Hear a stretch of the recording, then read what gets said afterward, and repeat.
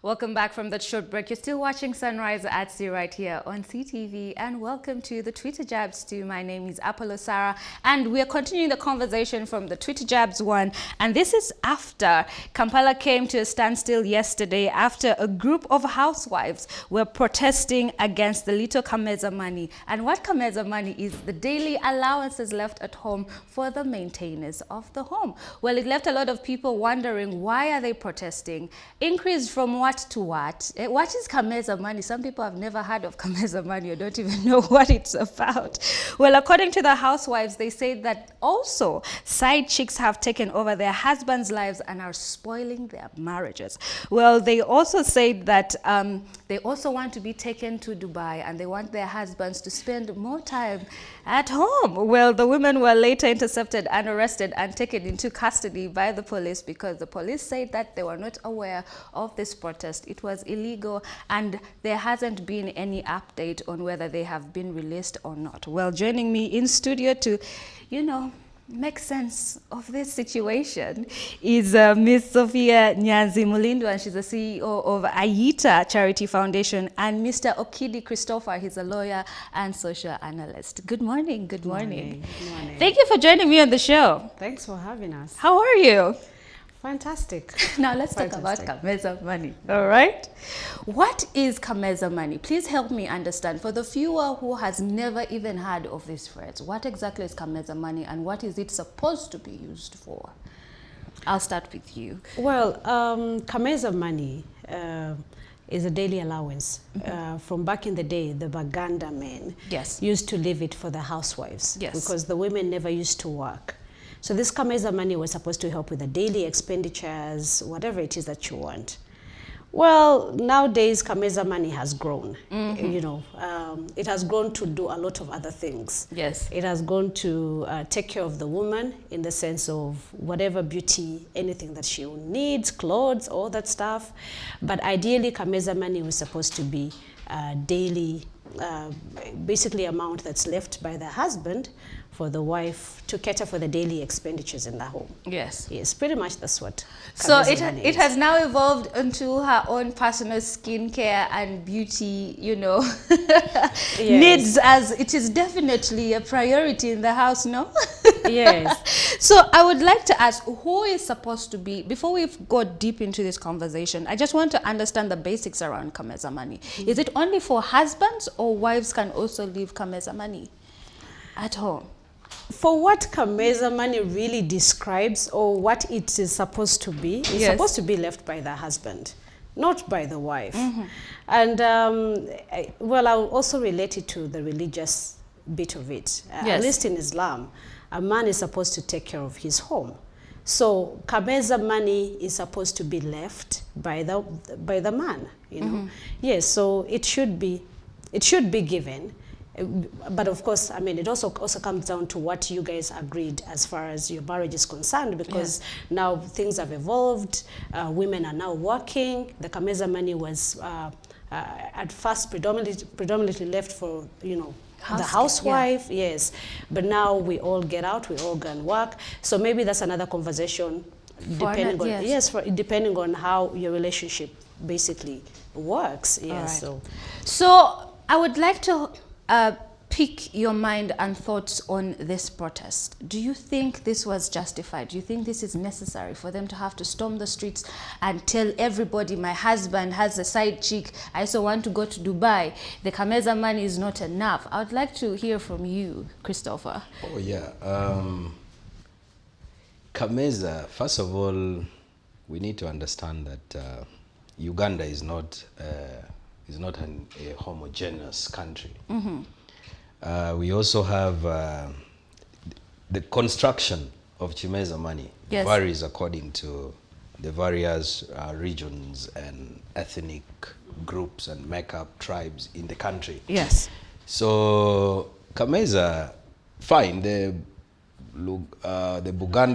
Baganda culture construction of Kameeza Money could be a daily allowance. Yes.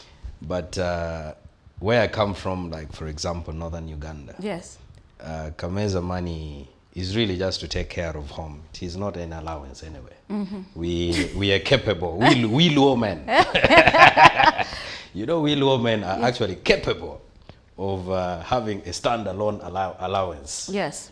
Other than Kameeza, because we also don't want we actually want a transparent economic relations. Yes.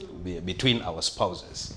That when I give you money to go and buy chicken, you don't go and buy beans and then you save part of it. No, yes. That's not the case. Because everyone must eat well, the diet must be balanced, and all this is it. Now, coming back to your question, whether these people should have really been arrested, whether the protest is justifiable. Yes. First of all, constitutionally in Uganda, there's a right to express, to free expression. That is yes. Article 29 of the Constitution of Uganda. So these women were entirely right to protest. In a protest, all you need is to have a reason why you're going to protest. And what about so the for public? them, they had the reason. Yes. Maybe we could then discuss the reason, but as to whether they have a right to protest or not. By the way, even the same public order management yes, Act. law. Yes. What about that? Yeah, even that law. You remember that law was challenged constitutionally. And was it resolved? Yeah, of course it was challenged, and is something that has been successfully challenged is even not a subject of discussion. Yes. Meaning Ugandans actually have the right to protest. Yes. Yes, and by the way, these women are also protesting over very pertinent issues because because as a woman, your husband really, you are the priority of your husband. Unless maybe there is, unless maybe there is there is an irretrievable breakdown in the marriage. I see no reason why, for example, a man should prefer to take a side chick to Dubai and not a woman. And by the way, that is a very valid point. Because yes. You can't have one leg in marriage and another one outside. And what these women are actually advocating for is that we need to have strong family institutions. Because the family is the basic system of society. Yes.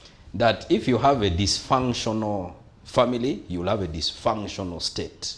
In fact, these women should be given an accolade for nation building. Because, yes, because they're just trying to... But Christopher... Exactly. Yes, Sophia, you wanted to say something. Yes. To get whose attention exactly? To get whose attention? Because, I mean, I sympathize with... are their reasons valid? Sure. As a married woman, been married 13 years, I can understand maybe where they're coming from in terms of that pain. As a mother, and feeling like maybe you're not getting enough money to take care of the house, yes. I can understand from that point. The question here is, were they right to take to the streets? Yes. Because when you go to the streets, who exactly are you seeking help from? Exactly. So is it supposed to be the government? Should then the government set at a particular price for Kameeza Money? Where should we put it? Should we put it at minimum wage? You know?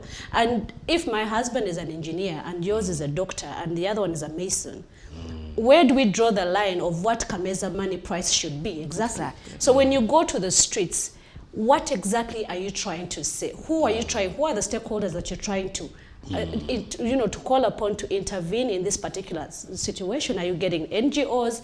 Are you getting us, the well-wishers? Then how are we going to actually positively, impact your relationship in your marriage and go to your husband's pockets and say, boss, increase this money? So whereas, yes, fine, they protested, and whereas, yes, their reasons are valid, but they're to what end? To what end, and where exactly, who is supposed to intervene, and how is it supposed to positively, give proper results? Exactly. So, yes. Christopher, what would you have to say to that? Yeah, because, by the way, I have followed these arguments online. I have actually seen people post on Twitter. In fact, there's someone who even said that, you see, these women are actually trivializing a macroeconomic problem of the country, So, when things come like this, people usually conjure up all types of excuses and what. But you see, let me talk about advocacy. Advocacy requires that in fact, the first thing in advocacy is to set the agenda. Yes. Set the agenda. You cannot set a... Because the problem, you're looking at this problem as a domestic matter, but this is a national crisis. Because if family values... Side chicks are a national crisis. Thank you. No, prices are a national crisis. So if you want to argue and say that we're having issues yes, with it is actually a national crisis. Let's expound. Families. So exactly how it's supposed to be. You see, by the way, in fact, you see... So infidelity is a national crisis. If we, for example, lose the institution of a family as a country, we are going to become a Somalia. And these women are just saving us from turning into a Somalia. Because the family is supposed to nurture values, formative institutions. In fact, and by the way, there is only one thing that fuels the family, and that is love. Love is actually the engine that sustains marriage. Actually, the engine that sustains a family. Love your children. So how do we force your wife that into someone? Thank you. Exactly. And love means to provide for them.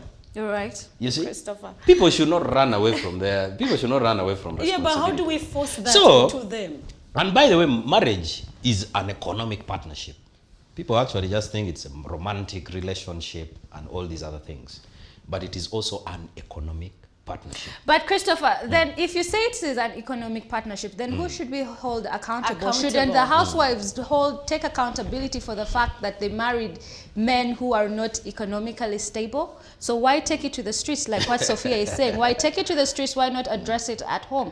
And actually someone on social media called Scovia Nakamanya said, engage your husbands in ideas that generate income, not increase income as tokens. Ask government to extend better services to you, like better markets than wasting time. And those are the conversations we ought to have. Those are the conversations we ought to have. How are we empowering women? Exactly. In the sense that we can be able to, because this is a serious, it is a serious problem. What's happening today in the nation, as far as prices are concerned, is ridiculously crazy. It's crazy. Everything is going up, but we're not getting money. People are not getting salaries. So if you go to the streets and you complain about Kameeza Money, is your husband getting extra money? Exactly. Yes. Are they increasing his salary? Or in the businesses that he's running, is this money actually turning over as much as or as fast as you want it to do, so for you can come and scream about Kameeza Money? Realistically, we need to be having these conversations of how can we empower women, in the sense that we put channels or avenues that bring income streams, so we can all be able to develop together. It's like that this stops sounding like it's a whiny, protest. Yeah. Because whereas it's valid, but the way they went about it is absolutely really not right. It's not right. One thing you need to know, I don't want us to mix concepts here, because we seem to be mixing many of these countries. And what actually they did when they brought in side only chicks, one aspect. When they brought in side chicks and brought in prices and brought in, let me tell you one thing. Dubai, they mixed in things already for us. So exactly, what's your struggle? Is your struggle prices? No, but you see, actually, those placards, by the way, one, you're talking about, they also need to go to Dubai. Yes. I don't want you to read it literally. Look at it. In fact, read through. As a metaphor, yes. Yes, read through actually their placards. Wives also deserve to go to Dubai. Yeah. That one, don't read it as side dish. Forget about side dish and everything. You lose the point. So what is the message behind what they're saying? What women are actually trying to say is that they need more attention from their husbands. And they're actually giving more attention to side chicks. And they're actually saying, you're either in this marriage or outside. You can't have one leg in marriage and another one outside. So all they are trying to, in fact, these women are actually advocating for what is called a classical family, where a man loves his wife, fidelity is key. But Christopher, I feel like you're on a rainbow. Like seriously, you're on a rainbow. Because let's also understand why. Why aren't these men in their homes? Exactly. Why are they not giving the love that, why are they not giving the Kameeza Money? Let me tell you one thing. Because they are frustrated about the economic issues that we are facing today. So if I go out to make money, you know, under my man, and I go out to make money, and I get there and nothing happens, I'm frustrated day 1, day 2, day 3. Meanwhile, I come back home, you want me to increase the Kameeza money. How exactly am I supposed to be loving and give you what I don't have? How are they going to give from what they do not have? Yeah. We need to have direct conversations. If the placards were saying, well, we have issues with the fuel prices, we have issues with the, you know, the commodity prices, because this is evidently what is affecting the men now to do this. But we can't say that we cannot mix things when they went out and they were screaming about Dubai and side chicks, and then you want to talk about commodity prices. Choose a struggle. Exactly what are you, you know. What is your grievance? Yeah, what is your grievance? But let me tell you one thing. We should stop this idea of looking at Uganda's, setting Uganda's agenda based on today's problems. You're right. We need to have long-term problems. We need to have long-term durable solutions to problems. You see, the prices of tomatoes tomorrow will go down. The prices of commodities tomorrow will go down. But what about family values? Christopher, you know? I say that. So maybe the debate we should, maybe what we should actually be faulting them for is maybe the timing of their protest at a time when the country has economic hardship. We are faulting them for their channel that they went to. They went to the streets. But in principle, to agitate for family values is a good thing, you know. For me, actually, I desire to see. Let me tell you, by the way, Uganda's problem is the collapse of families. If you have if there someone who, for example, a broken person cannot even survive in a relationship. If we are to have better relationships in future, we need to take families seriously. Fathers, mothers, we show better examples at home. Okay, so but what makes up that nurturing environment, what makes that up formative institution will bring long-term miracles to this country. Sophia is asking so what makes up the family. What makes up a family? What makes up a marriage? What makes up a family? What makes up one of the discussions which people do not have, and it's very unfortunate, is the financial discussion prior to marriage. Yes. You know, and what the expectation of that is supposed to do. Because really, what works in your marriage, Christopher, and what works in mine are completely different things. And so these conversations need to be had about the expectations of who is going to provide what and to what extent. That's what's going to happen. You cannot think we are going to come from a novel setting and come and say, okay, let's all sail away in the sunset. It's supposed to be done a certain way. Let us all be loving and whatever. There are factors that come about to make a person to be able to give from a positive, you know, from a positive channel, positive vessel. You know? Exactly. So these we need to talk about. Those are conversations we need to talk about. But we cannot go on the streets and we scream about our husbands are not eating at home, our husbands are with the side dishes. Honestly, even if that is as much of a problem and it's valid reasons and whatnots, the way they went about it, that still screams angry black women. Exactly. You know, it does not bring positive, it still takes us back to the whiny that we're trying to move away from. We need to look at solutions. What are the solutions? So if my husband's not giving me Kameeza money, or if I find that it's not enough, what am I doing about it? Am I going to go to the streets and start screaming about it? No. And granted, many of these women do not have money, capital to start businesses. True. You know, that's fine. But how can we grow ourselves as women, and how can we put together channels that can be able to empower these women so they can have income streams, so we do not scream like this about this? We can be able to sit on tables and discuss serious problems or serious issues with long-term solutions that can actually contribute to the development of us women and also as a nation. Period. And our families. Yes, and as a family. You see, this is what happens. I just want to, I said earlier on, and I agree with you. Maybe you're deliberately not understanding me. But I agreed with you, and I said, marriage is an economic partnership. Yeah. Now, that statement is very pregnant. You know, it's just about breaking it down. But you see, that economic partnership can only work if the fuel, love, is there. You know. All right. So, by the way, me, I entirely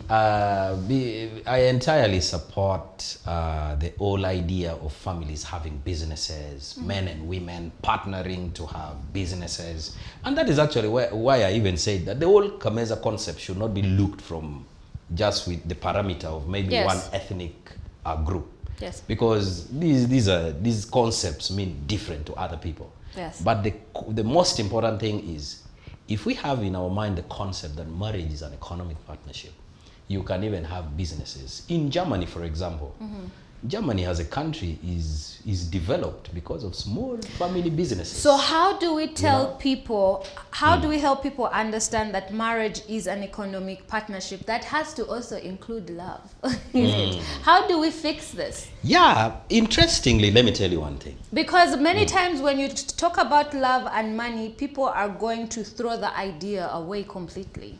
But then again, I saw a quote that said that it's funny how money does all the heavy lifting in a relationship and love takes the credit. So it's kind of as if to imply that you cannot have love and then money in the same equation at the same time. One has to give. Do you understand what I mean? I don't want to talk about that because I have very controversial So views. how do we fix it? How do we fix the family system? Because you seem to be very family oriented, and I do believe and do stand with you on the point where you say that family is the foundation on which our society is built, the economy, the whole world is built on family. So how do we fix it where we now have a lot of broken homes? There is the other pandemic of side chicks. I mean, we have seen the women. It is a pandemic. On the streets. We have the other pandemic of husbands not wanting to come home. So how do we fix it? How do we fix the situation? And for my second question, my follow-up question, was this the right avenue? Because for them to express their grievances, because now they're in police custody and where their husbands, there's no follow-up on this story. One thing is that I have always told people, you know, I have actually, personally, I have cohabited several times. All right. And that is actually why I really have something to say about Kameeza Money, you know.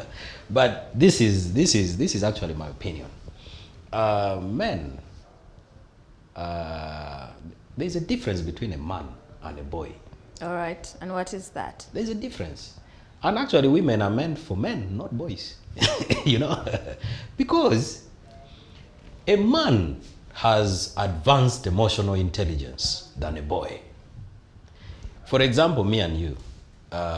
You know, it is a natural thing. One time a man went to his mother and told his mother that, you see, what really unsettles me so much is my wife. People are always hitting on my wife, vibing her, you know. And then the mother said, you see, even me, your mother, at my age, men still vibe me. So what matters is not really the vibing of your wife. It is what your wife responds to them. You see that?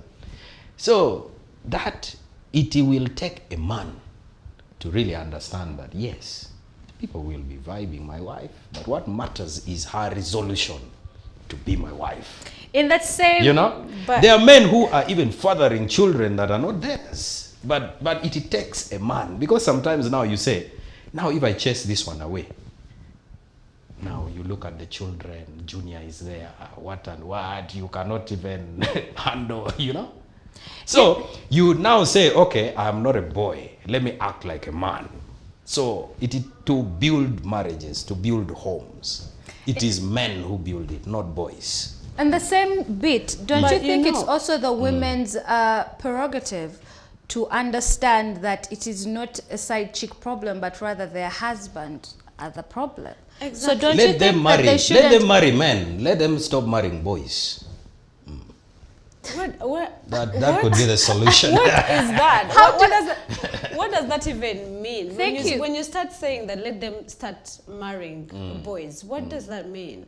Because, you know, it's very easy for someone to actually put up a facade until you... That's true. Yes, until 3 years in, and then you realize, okay, this is probably not what I wanted. But for me, this is what I actually think. To your question of how do we get women and people to talk about families and try to bring that. Yes. These conversations from the premarital counseling, yeah? The people or the channels or the people who, whether these are preachers or sheikhs or marriage counselors, they need to open these conversations up and let them be heard. Conversations of finances, let's talk about those. Let's talk about what your expectations of me as a wife should be.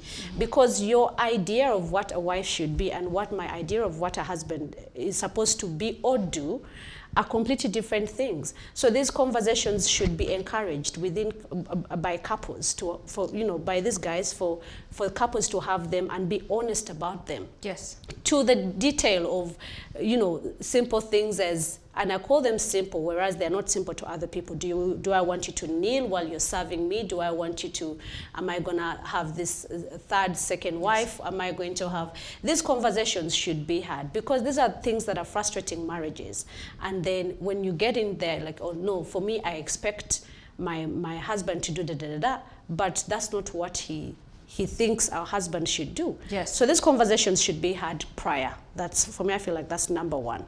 Number two, we should encourage women, even if you decide, if you as a couple decide that my wife is going to stay at home, facilitate her and let us all be okay with that. Let her not be forced upon. My wife should stay at home. My food is not served by a maid. Who said I'm okay with cooking? Because there are women who actually are not okay with cooking. That's true. And that should be okay. Yes. If that's what we had as a conversation prior to our marriage, it should be okay. And these things should be, we should have channels where, and conversations where we open this up and let people have these conversations. Like when you get into marriages, it's not a surprise, it's not a shock, and we can, basically decide to either grow together or grow apart. Yes. So I feel like, did they use the right channels? No. Do I sympathize with them? 100%, because that is pain right there. Yes. And I find that, okay, by the time they went to the streets, that's desperation. Yes. But it's not the right way to do it. What would have been the right way? Now, well, if they had had a conversation, and I imagine they've had a conversation, maybe they've had conversations with their husbands and their husbands are not listening. Or maybe you can bring it to the men's conference. Maybe I can bring it to the men's conference. I would be happy which women don't have even failed to accept that it exists. Well, I believe that they do, but you can intervene and have conversations, private conversations, but also, most importantly, look at empowering yourself. Yes. And I say this to so many women. Yes. Whether we like to admit it or not, like you said about money and love, it does give you some sort of liberation if you can be able to take care of your own finances. True. Very many women have made successful businesses from Kameeza. True. From Kameeza, yes. From Kameeza. Yes. A few years ago, a woman on Facebook did actually go viral because she said she had been able to save up to 85 million. Yes, I read from that. Kameeza Money. She saved 85 million in 3 years from Kameeza Money now. Of course, the discussion, we can argue about what her daily Kameeza Money was. Yes. Obviously, it wasn't 3,000 shillings. Of course not. Or it wasn't 5,000 shillings. So it could have been around 80,000. I don't know, whatever it is. But she saved up to it. But then there are other women who have opened up supermarkets, that have opened up craft businesses. They have done money lending businesses. True. Whatever it is, but you can still be able to liberate yourself from this, and we can do away with the begging mentality. Yes. Of, oh God, you have to, my God, my husband has to do this, he has to do this, he has to do the other. God forbid he dies, then what happens to this Kameeza money? Exactly. If you're not going out there and trying to make proper solutions for your children and for long-lasting yourself. Yes, long-lasting solutions for you. Yeah, but, what happens? What happens if it gets a stroke? Exactly. Then? Yeah, but I think also one thing you need to know is women protests in Uganda. Uganda's actually had a lot of protests, and for good reasons, by women, and for good reasons. In the 50s, by the way, when a group of women, Ugandan Association of Women, came up to fight for women's rights. Yes. You know, a minister in Uganda called Cuthbert Obwango actually said, those women are just good for, they are not known for anything other than just dressing very smartly. You can see such demeaning statements. Yes. So, but people don't look at their agenda. They just want to demean what they did.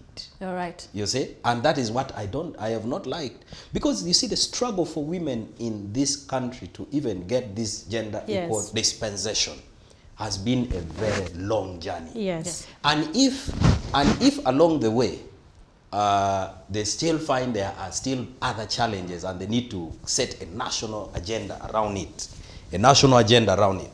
they also need to be supported. So when people begin to trivialize, you see this protest here, you're actually just trivializing it. When you're looking at Kameeza, these women are actually, they are actually bringing, of course these are things that people understand, the local person understand, but in their placards are even bigger issues. And for me, I think, and why I even want to furthermore even now go say these women, people, I actually support them so much because they are actually fighting for family values. Yes, they are. They are fighting for the nation. But of course, I am sure Ugandan women have been resilient enough.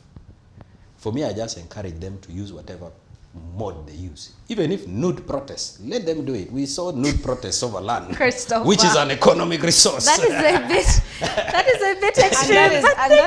That is the word right there. That is but you see, I'm just trying to tell you that resilience. We've had a lot of protests. Yes, resilience. All types of protests. There have even been nude protests, and you've not been talking against them. All right, now these ones who are very peaceful, you are now saying our time's up. But thank you so much. Wrong. What I would advise you, what I would actually advise and ask of you, Christopher, is perhaps you should follow up with the ladies in police custody and help them get bail or bond so that they can live. And we're not demeaning whatever it is that they. We are not happy about the channel that they use. We're not happy about the streets. The message they put out. Cool, fine. It's valid.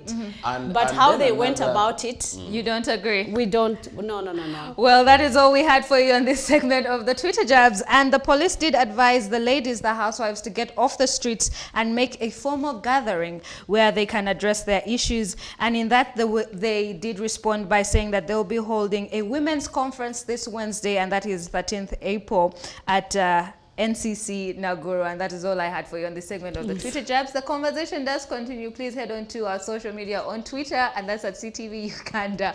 And please let me know your thoughts on this situation. Stay tuned because we have more right here on Sunrise at Sea. This morning, a group of housewives and activists stormed the Garden City Mall roundabout in Kampala to protest against the continued mistreatment by their husbands. The women, who are holding placards with different wording, were condemning men who they claim to have increased their engagement in extramarital affairs and the failure of their husbands to provide them with enough money for house use or the daily home allowance, commonly known as Kameeza.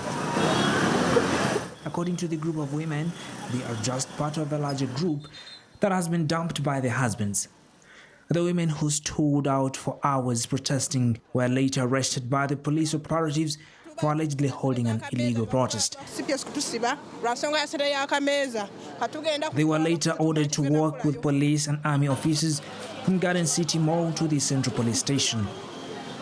According to the women, they will not remain silent on the issue of their husbands' transgressions.